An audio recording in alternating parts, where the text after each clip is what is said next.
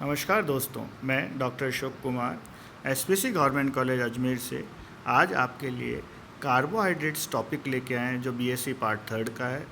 इसमें आज हम कुछ जनरल प्रॉपर्टीज़ पढ़ेंगे। हम इसका स्टार्ट करते हैं कार्बोहाइड्रेट के सिंथेसिस से। इस रिएक्शन को देख के आपको कुछ याद आती है, ये रिएक्शन है फोटोसिंथेसिस की। फोटोसिंथेसिस का जिसमें एन कार्बन डाइऑक्साइड और वाटर मॉलिक्यूल्स लाइट और क्लोरोफिल में CnH2OM और ऑक्सीजन मॉलिक्यूल्स फॉर्म होते हैं, जिसका फार्मूला कुछ इस तरह से है। CnH2O, N number of carbon, H2O water molecules, N और M सेम भी हो सकते हैं और डिफरेंट भी हो सकते हैं। अब जरा हम हाइड्रेट्स ऑफ कार्बन पढ़ते हैं। Carbohydrates are considered as hydrates of carbon because many carbohydrates contain hydrogen and oxygen similar ratio as water H2O. Water में H2O दिस इज़ वन, इसको हम देखते हैं 2:1 रेशियो है इसके अंदर हाइड्रोजन और ऑक्सीजन का। तो कार्बोहाइड्रेट भी सेम रेशियो है, जिसको देखा जा सकता है इस प्रकार। देखिए कि ग्लूकोज मॉलिक्यूल, ग्लूकोज के अंदर आदर 6 है, कार्बन 6 है, तो वाटर मॉलिक्यूल क्या है H2O यानी 12O6। तो जस्ट इसका 1:2 रेशियो के अंदर हाइड्रोजन और ऑक्सीजन। तो इससे formula C6H12O6, sucrose C12H2O11, C12H22O11, ये 22 है। All these organic compounds which contain carbon hydrogen 2:1 ratio are not carbohydrate. इसका मतलब ऐसा नहीं कि सभी जो ऑर्गेनिक कंपाउंड में 2:1 रेशियो होगा हाइड्रोजन और ऑक्सीजन का, वो कार्बोहाइड्रेट होंगे। कुछ ऐसे भी कार्बोहाइड्रेट हैं जिनका रेशियो 2:1 नहीं है, पर वो कार्बोहाइड्रेट है, जिसमें रेमिनोज एक एग्जाम्पल है C5H12O5। इसके अंदर रेशियो 2:1 नहीं है। अब ज़रा इसका डेफिनेशन देखते हैं। देखिए परीक्षाओं में बहुत इंपॉर्टेंट होती है कि भाई कार्बोहाइड्रेट्स क्या होते हैं।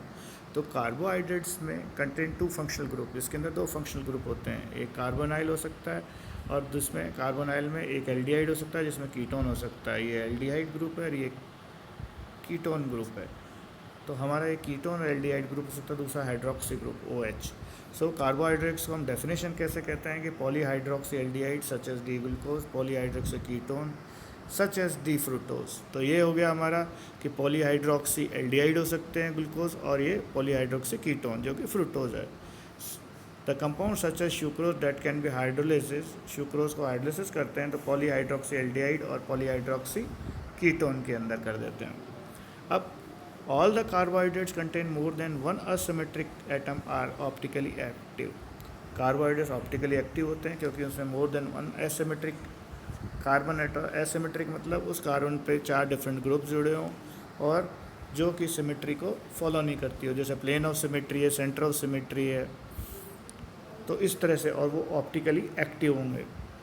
अब जरा हम क्लासिफिकेशन देखते हैं। Classification nomenclature of our carbohydrate. Classification में कार्बोहाइड्रेट को सिंपली 2 ग्रुप्स में डिवाइड किया है क्लासेस में, सिंपल कार्बोहाइड्रेट, कॉम्प्लेक्स कार्बोहाइड्रेट।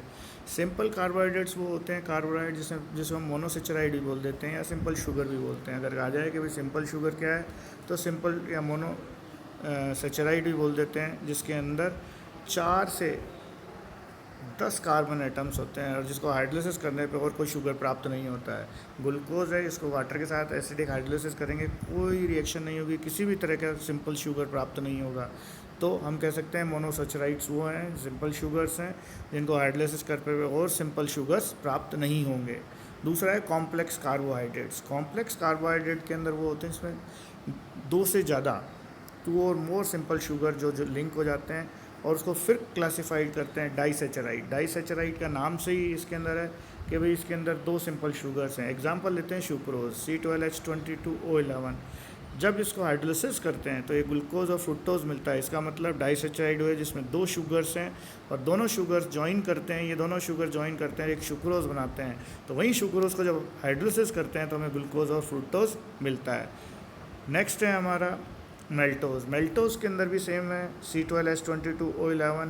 जब इसको भी मेल्टोज को भी करते हैं हाइड्रोलिसिस तो ग्लूकोज और ग्लूकोज 2 मॉलिक्यूल ग्लूकोज के मिलते हैं। अब आता है हमारा ओलिगोसेचराइड। ओलिगोसेचराइड के अंदर 3 से 10 शुगर मॉलिक्यूल लिंक होते हैं, जिनको हाइड्रोलिसिस करने पे भी 3 से 10 मॉलिक्यूल ही हमें मोनोसेचराइड प्राप्त होते हैं। जैसे ये रेफिनोज है,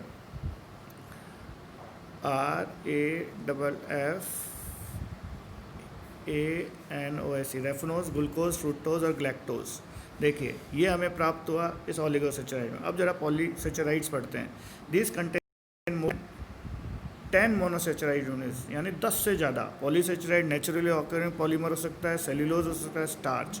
जब जरा हम इसको पॉलीसेचराइड को ब्रोक करते हैं, तोड़ते हैं, तो हमें थाउजेंड्स ऑफ मोनोसेचराइड मिलते हैं। स्टार्च इसका एग्जाम्पल है, जिसका हाइड्रोसिस करते हैं तो 1000 ग्लूकोज मॉलिक्यूल्स मिलते हैं। तो इस तरह का हमने एक क्लासिफिकेशन देखा। नेक्स्ट क्लास में आगे हम पढ़ेंगे। Thank you.